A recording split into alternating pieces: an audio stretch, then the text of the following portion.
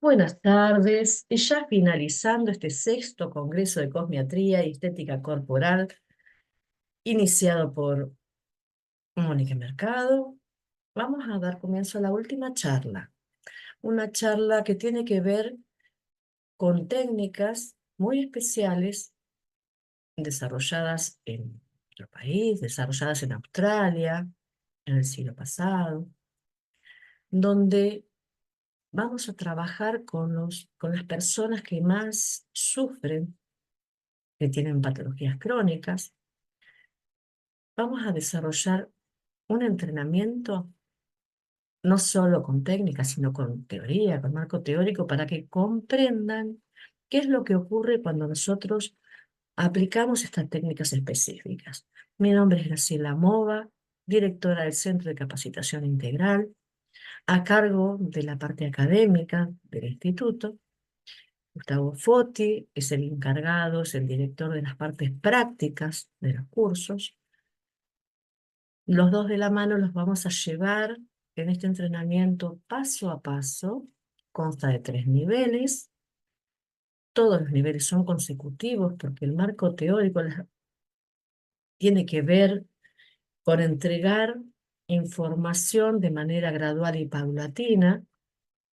No pueden hacer el segundo nivel porque les va a faltar el marco teórico del primer nivel. No tiene que ver con las técnicas porque las técnicas son exclusivamente apropiadas para cada patología. No es que hacemos todo para todo el mundo. No. Vamos a desarrollar este entrenamiento de la mano de la teoría para poder explicar qué es lo que pretendemos con nuestro paciente, con las personas que llegan a consultar, sin prometer falacias, ¿sí? Nosotros nunca hablamos de curar, hablamos de generar bienestar, sobre todo para las personas que están sufriendo. Las técnicas de Bowen. Vamos a comenzar con este recorrido, esta charla. Vamos a explicarle, como les venía diciendo, va a contar con un marco teórico para cada nivel en particular. El primer nivel vamos a trabajar, nos vamos a entrenar, vamos a capacitar nuestras manos para trabajar con personas que sufren enfermedades neurológicas, como puede ser el Parkinson, puede ser el síndrome de Tourette, puede ser personas con TDAH, autismo. Cada caso en particular va a desarrollar una técnica distinta. También en el segundo nivel vamos a trabajar, vamos a entrenar nuestras manos para trabajar con personas con enfermedades autoinmunes, como puede ser fibromialgia, puede ser lupus, puede ser una esclerosis múltiple. Y por último, el tercer nivel, nos vamos a entrenar para trabajar con personas que están padeciendo el cáncer. Se ha hablado mucho de las técnicas de masoterapia oncológica y tiene que ver con eso, tiene que ver con el desarrollo de las técnicas. Vamos a ir desde el principio. Thomas Bowen, son las técnicas de Bowen. Thomas Bowen era un filántropo, un señor que estudiaba mucho, un apasionado de la anatomía y también era muy deportista. Él se casó, su mujer enfermó y cuando él iba a practicar deportes le gustaba mucho observar al masajista deportivo de los eventos. Entonces comenzó a hacer manipulaciones, desarrolló técnicas donde la mujer, su propia mujer, mejoró muchísimamente y comenzó él era una persona muy generosa, muy solidario, se crió en una familia extremadamente solidaria. Él comenzó a desarrollar la técnica no solo en su casa, sino alquiló un espacio, comenzó a divulgarla, pero él no cobraba. Imagínense que en los años 50 en Australia no estaba el tema de desarrollar esta vocación que él tenía a cambio de un dinero. No, era al trueque. Echaban gallinas, huevos, comida. Él no tenía intención de cobrar, él quería generar bienestar, que las personas se sintieran bien. Y eso lo retroalimentaba, obviamente. Tanto así que puso alquiló una casa con 3 habitaciones. En 2 habitaciones trabajaba con patologías diferentes y en la tercera habitación trabajaba con sus deportistas, no los podía dejar de lado. Generalmente en su inicio él iba a domicilio, iba a la casa, fulanito, le duele tal cosa, el ciático, bueno, la gente, la cintura, no me puedo mover. Entonces él iba. Él era una persona muy humanitaria en ese aspecto. Con los años, el señor se enferma, su diabetes le cortan las piernas, igual sigue atendiendo en silla de ruedas. Tenía sus estudiantes, él capacitaba a kinesiólogos, la sociedad médica realmente lo empezó a investigar porque no podían entender los resultados que él obtenía sin ser universitario. A él no le importó que lo investigaran, él daba charlas, daba clases y atendía.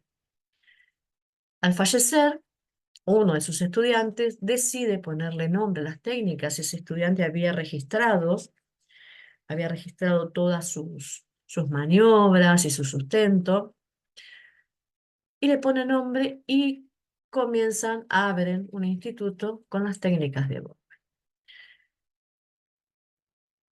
Mismo en Australia nace una rama del masaje oncológico. Es una médica que estudia las técnicas de Bowen, una médica que se enfermó de cáncer, estudia las técnicas de Bowen y las mejora, las adapta para los pacientes oncológicos, porque ella entendió como paciente que a la medicina le faltaba algo, le faltaba empatía, le faltaba la contención y algo más, porque las personas con cáncer se sienten morir, se sienten muy mal. Entonces, la doctora Eleanor lo que hace es adaptar estas técnicas de Bowen para no causar daño. Nosotros entendemos, como masoterapeutas oncológicos, entendemos que las personas que están padeciendo el cáncer no pueden ser tratadas como una persona normal, como una persona que no tiene patologías. No podemos hacer un descontracturante. Se tiene que aplicar esta técnica que está corroborada científicamente, porque la doctora se ocupó de hacer primero los estudios, desarrollar la técnica, adaptarla y estudiarla científicamente para ver qué producía. Y una de las cosas que producía era, por ejemplo, mayor carga linfocitaria. ¿Y eso cómo lo supo? Y sacándole sangre antes al paciente, le daban la sesión de masaje y sacaban sangre después. La diferencia que hallaron en esas dos muestras es que había mayor carga linfocitaria. Y así muchos estudios más.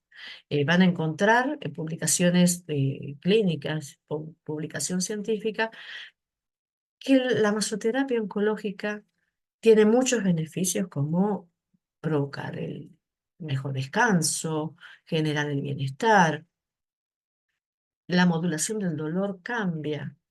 Entonces, ¿con esto a dónde voy? Voy a que en nuestro entrenamiento vamos a estudiar el sistema nervioso. Por ejemplo,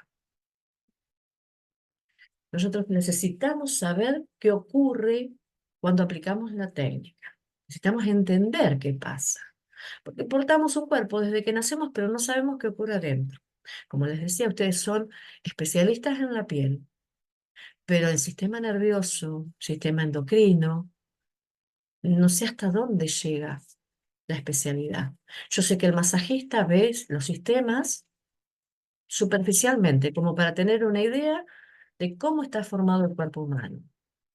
Pero nosotros en este entrenamiento necesitamos profundizar el conocimiento. ¿Y dónde lo vamos a profundizar? Sistema nervioso y en el mundo de la fascia. Sistema nervioso. Vamos a hacer un repasito y quiero que vean, de esta manera se dan las clases. Yo soy una persona muy visual y pretendo lo mismo cuando entrego un curso. Que las personas puedan entender, porque la anatomía, la cara interna nuestra, Es todo química. Y hay que tener mucha imaginación para poder comprender qué es lo que nos ocurre con determinados estímulos. Por eso, casi todo el curso son visuales, son con videos, para que ustedes puedan interpretar lo que se les dice. Son videos muy gráficos, sintetizados, porque el mundo interno es mucho más complejo que lo que se ve en un lindo videíto, pero sí nos puede simbolizar bastante lo que pasa en nuestro interior cuando aplicamos una técnica superficial o un masaje de Cyriax. Nosotros vamos a aplicar masaje de Cyriax en algunas patologías, es necesario.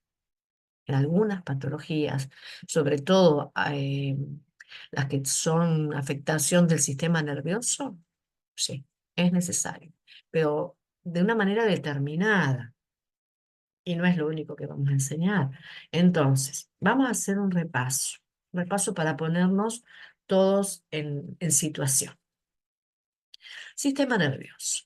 Sistema nervioso es complejo, la unidad funcional son las neuronas que van a transmitir de neurona a neurona a nuestro cerebro qué es lo que nos está ocurriendo en el cuerpo. Desde la periferia hacia el cerebro se hace una historia de lo que pasa y devuelve órdenes que generalmente son motoras. Aquí tenemos nuestro encéfalo, nuestro cerebro por un lado, el tronco encefálico por el otro.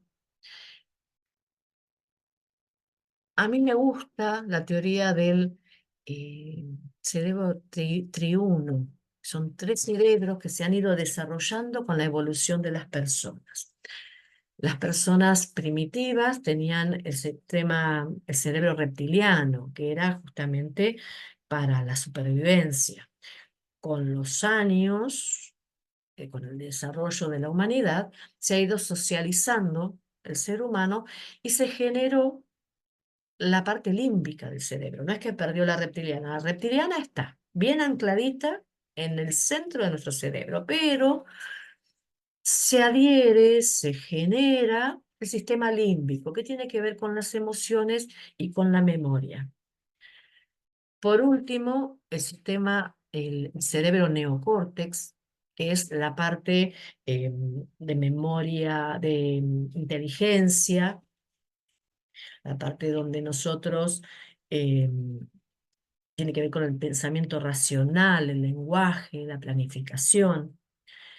Es un mundo de células nerviosas, de neuronas que van transmitiendo de una a otra el mensaje correcto. A ver, los jovencitos no van a entender tal vez, pero nosotros, la gente de mi generación, cuando queríamos enviar un mensaje a una persona que no vivía en nuestra ciudad, enviábamos una carta al correo. Escribíamos en un papel, lo poníamos en un sobre para que nadie lo lea, le poníamos la dirección y llevábamos al correo. Y ahí descansábamos. ¿Por qué? Porque sabíamos que el correo se ocupaba de llevar el mensaje a donde tenía que llegar. Sintetizando y simbolizando el sistema nervioso, ocurre parecido, parecido.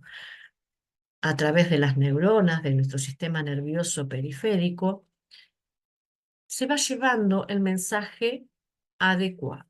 Fíjense ahí en esta imagen que simboliza una sinapsis, donde termina una neurona y comienza la otra, cómo se va transmitiendo el mensaje, pero no es un mensaje distorsionado, no, se va a liberar el neurotransmisor que corresponde para que cuando llegue al cerebro, porque va, supónganse, yo necesito transmitir desde la punta de mis dedos a mi cerebro que me estoy quemando. Entonces, el nervio, que es una consecución de neuronas, ¿sí? Una neurona de otra neurona y otra y otra y otra y otra hasta que llega a la médula espinal, y una vez que llega a la médula espinal es como un ascensor rápido, va directamente al cerebro. Y el cerebro, con esa información, responde. ¿Y qué va a responder? Saca el dedo. Entonces va a dar una señal motora para que yo retire y no haya daño. Porque el cerebro lo que quiere y cuida y gestiona es el equilibrio, la homeostasis, es la preservación de nuestro cuerpo. Y si intuye que hay daño tisular, va a accionar los mecanismos para que ese equilibrio no se rompa. Y si se rompió, que se restituya. ¿Bien? Entonces, vamos a seguir un poquito más. Como les decía, las neuronas tienen neurotransmisores, que son estos: la dopamina, serotonina, acetilcolina, noradrenalina, el glutamato, los GABA, que surgen del estímulo apropiado que recibe, va a activar esas vesículas que veíamos recién en rosa, para que segregue el neurotransmisor que corresponde, la cartita que corresponde. Esto duele, duele, duele, duele, duele, duele, duele, hasta que llega al cerebro y el cerebro va a responder. Entonces, las estrellas de nuestro entrenamiento son el hipotálamo y la hipófisis. Es un eje que se desarrolla a nivel nervioso, que cuando recibe el estímulo, el hipotálamo, y considera que es necesario, le da una señal a la hipófisis para que libere la hormona que corresponde, estimulando las glándulas que corresponden, que libere la hormona en sangre para lograr la homeostasis. Bien, el sistema nervioso lo vamos a dividir en central, que es el cerebro y la médula espinal, y periférico, que es el que llega a todas partes de nuestro cuerpo recogiendo información y devolviendo información. También tenemos un sistema somático que tiene que ver con los sentidos, ¿sí? Olfato, oído, ojos, gusto, y la parte estriada, la parte muscular, la parte del movimiento. También vamos a contar con una división según sus funciones en un sistema que se denomina autónomo. El sistema autónomo, que es el que se ocupa, es el que regula las funciones involuntarias y autónomas, como el ritmo cardíaco, la temperatura corporal, la frecuencia respiratoria, que también se divide en parasimpático y en simpático. El parasimpático es el que se va a ocupar de las funciones de descanso y digestión. Por lo tanto, si realizan las actividades como yoga, mindfulness, todo lo que tiene que ver con la relajación, va a reducir la presión arterial y la frecuencia cardíaca. Bien, pero también va a estimular las funciones de digestión, porque descansa y digiere. Por lo tanto, va a estimular el tracto digestivo. Pero ante una situación de amenaza, se va a activar el sistema simpático, sistema nervioso autónomo simpático, que es el que nos prepara para una situación de amenaza. Nos pone en alerta, activa este sistema, este eje de hipófisis, hipotálamo, hipófisis y suprarrenales, aumentando el ritmo cardíaco, ensanchando los bronquios para que esa sangre que fluye se cargue, se oxigene correspondientemente, va a liberar, va a movilizar la glucosa en sangre para que llegue a los músculos, porque esos músculos van a luchar o huir. Nos va a preparar para la lucha o la huida. Esto tiene que ver con lo más relacionado a la supervivencia del hombre. A ver, nosotros hablamos de supervivencia como si estuviéramos en épocas donde hay bestias, donde hay tribus que nos atacan y demás, pero también tiene que ver con prepararse para un evento deportivo donde todos los sentidos tienen que estar en alerta. ¿Cómo puede ser algo rápido? El tenis, el vóley, el fútbol, donde los reflejos tienen que estar eh, bien despiertos, bien estimulados. Para eso el cortisol es excelente.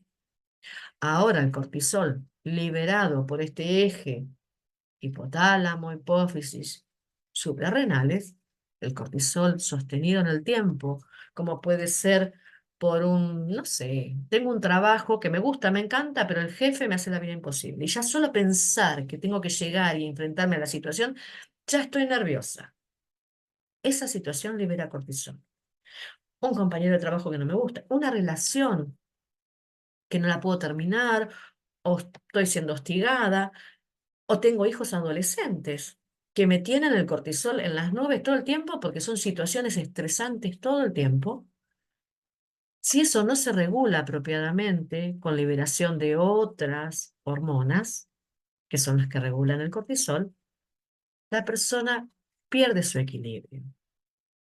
Por eso es tan importante recibir un masaje apropiado. También vamos a estudiar la fascia. La fascia es un tejido que ha sido desconocido y ha sido realmente no había sido estudiado en personas vivas. Generalmente los que estudiaban anatomía eran en la morgue y cuando diseccionaban a una persona veían un tejido blanquecino, pegajoso, que no servía para nada y lo tiraban. No se dedicaban a estudiarlo, pero gracias a los avances tecnológicos en cuestiones médicas y científicas, se pudo lograr las imágenes de una fascia en un ser vivo y empezar a estudiarla porque, a ver, nosotros los occidentales tenemos que medir, pesar, cuantificar todo científicamente porque no entendemos la medicina oriental que va, que es ancestral y que funciona, pero no entendemos por qué funciona. Cuando comenzaron a estudiar la fascia, los científicos de distintos países del mundo descubrieron que la acupuntura funciona y que tiene sentido que funcione de esa manera, porque la fascia es el camino rápido al cerebro. Está compuesta por fibroblastos, por colágeno, por ácido hialurónico, muchos receptores sensoriales, que son los que llevan al cerebro lo que está ocurriendo, y agua, mucha agua. Vamos a tener una fascia profunda y una fascia visceral. La profunda es la que vamos a encontrar en los músculos. Cada fascículo muscular está envuelto en fascia y la visceral es la que recubre los órganos. La fascia contiene, da forma y todo se resbala entre sí. Por eso es importante el agua, que esté bien hidratada para que no haya adherencias. Imagínense, si yo tengo todos mis órganos adheridos a la parte muscular, cuando me quiero mover, me va a doler. Entonces, la fascia hace que todo resbale entre todo, pero a la vez que todo esté vinculado y que nada se quede suelto, que nada quede perdido, ¿bien? Que nada ocupe un lugar que no tiene que ocupar. El cuerpo humano es perfecto, cada cosa tiene su sitio y nada lo puede alterar porque si se altera duele, ¿bien? Como les decía, la fascia es un mundo muy interesante, es fascinante, realmente. Vamos a trabajar con la más superficial, que es la que separa la piel de los músculos, la piel del cuerpo. ¿Sí? Esa fascia, la primera, a esa nos vamos a dirigir, que es muy rica en receptores sensoriales como los de Ruffini, los de Pacini, los de Golgi, que son los que nos van a dar los indicadores al cerebro, le van a dar el indicador de la temperatura, por ejemplo, o de la presión. La presión, entiéndase, en un masaje descontracturante, un golpe, una ropa apretada. Todo eso es presión. Algo que ejerce presión sobre mi piel se va a transmitir a la fascia y la fascia le va a mandar la orden directa, rápida al cerebro. Esto me está apretando, me es incómodo, no me queda agradable. Bien, el cerebro se tiene que hacer una historia de lo que está ocurriendo en el ambiente en el que se desarrolla este cuerpo para dar la respuesta apropiada en el contexto que nos estamos desarrollando. Tiene que ver también con el frío, el calor, todo lo que todas las sensaciones que recibe nuestro cuerpo. En cuanto a las patologías, en el primer nivel nos vamos a dedicar, como vamos a hablar mucho sobre el sistema nervioso y la influencia que tiene con el sistema endocrino, nos vamos a dedicar exclusivamente a estas cuatro patologías: el Parkinson, el síndrome de Tourette, el autismo y el trastorno de déficit de atención con hiperactividad, el TDAH. Todo esto, gracias a la tecnología, ha tenido mucha difusión en los últimos años. Todo el mundo está más o menos interiorizado. Pero, ¿qué tienen en común estos cuatro? Estos cuatro tienen un déficit de dopamina. Nosotros vamos, en este curso nos vamos a centrar en las neurohormonas porque depende de cómo se observe y de cómo esté enfocado, van a ser o neurotransmisores o van a ser hormonas liberadas en sangre para generar todo ese mecanismo y esa puesta en acción. Pero estas patologías en particular tienen un déficit de dopamina. Entonces, nosotros lo que vamos a hacer es generar eh, estímulos apropiados, no vamos a curar, vamos a generar bienestar. El bienestar es tener cubiertas la sensación de casa, o sea, techo, alimento y protegidos del medio ambiente. Es lo más básico y eso se los va a dar la serotonina, va a generar toda esa sensación de bienestar. La dopamina es la que controla el movimiento. Por eso, un déficit de dopamina hace que las personas se muevan sin poder controlar. Bien, nosotros por experiencia sabemos que esto da muchos resultados. Estas técnicas las estamos aplicando, Gustavo las está aplicando hace unos años y ha dado resultados excelentes. Una paciente con Tourette hacía los gestos, los movimientos involuntarios, hasta estando en camilla. Ella manifestaba que dormida también se mueve. Logró en las distintas sesiones, a medida que ella comenzó a relajarse y confiar, y que esa serotonina, dopamina y oxitocina liberada en el cuerpo se mantuviera en un tratamiento de 2 veces por semana, logró disminuir sus tics momentáneamente. No se cura. Nosotros no curamos con el masaje, pero sí generamos por lo menos calidad de vida, que ella pudiera dormir, que ella pudiera estar más tranquila, más relajada, mejorar sus relaciones, porque si no está tranquilo y está relajado, mejora su relación con el entorno. ¿Bien? Ese es el objetivo de nuestro entrenamiento. Generar bienestar, generar que las personas puedan llevar una vida más apacible, que el trastorno que tienen, que la enfermedad que tienen, que les viene afectando en su cotidianeidad, en su vida diaria, que sea disminuido el impedimento. ¿Bien? También, bueno, en el segundo nivel vemos personas, pacientes que sufren de lupus, enfermedades autoinmunes, ¿sí? Lupus, la fibromialgia es una mezcla de patología nerviosa con autoinmune. Bien, depende de cada situación, pero hemos desarrollado esta teoría de que es una mala comunicación nerviosa, pero también tiene una base autoinmune importante. Bien, y por último, las personas que sufren de cáncer. Las personas que sufren de cáncer necesitan un trabajo especial. Necesitan que desarrollemos técnicas especiales. Tenemos que saber sobre quimioterapia, tenemos que saber cuándo una droga nos afecta a nosotros, cuándo, si reciben radiación, cuándo poder tocar. No se puede tocar todo el tiempo. Hay un periodo de veda para tocar. Tenemos que saber del sistema linfático para ver el daño el ganglionar que puede tener esa persona, si tiene ganglio, no tiene ganglio, si fue afectado por radiación. Bien, es una enfermedad muy compleja en la cual nosotros vamos a entrenarlos para que no solo conozcan la enfermedad, sino que conozcan la técnica apropiada, generar empatía, porque es lo que necesita esa persona, como todos los demás, pero específicamente este entrenamiento para los que quieren abordar las personas que padecen de cáncer, es específicamente para eso, para saber cómo abordarlos, cuándo abordarlos y cómo trabajar. ¿Se trabaja en todas las sesiones igual? No. Todo va a depender de la persona, de cómo esté en el momento que ingresa al gabinete, cuánto le duele, si durmió o no durmió, si está con náuseas, con vómitos.